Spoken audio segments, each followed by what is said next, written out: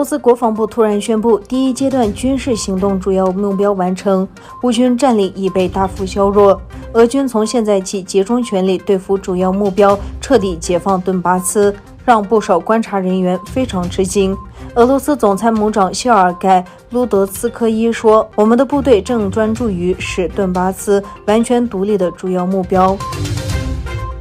菲律宾海岸警卫队星期天报告说，中国海警局的一艘舰船最近在有争议的南海近距离活动，限制了在附近航行的菲律宾船只的航行。据报道，这是去年5月以来，中国海警船和菲律宾船第4次在斯卡伯列前滩发生近距离活动的事件。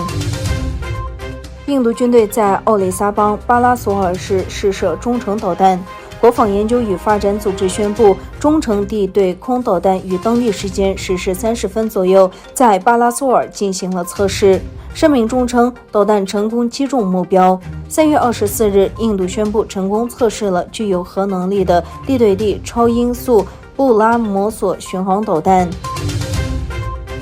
乌克兰总统泽连斯基再次通过视频向西方发表讲话，他表示，乌克兰是欧洲安全的关键点。泽连斯基要求武器支援，并强调只有在增加坦克和飞机的帮助下，才能拯救马拉乌波尔。他说，乌克兰不能用钨弹枪或机枪射击俄罗斯导弹，在没有足够武器的情况下，这是不可能的。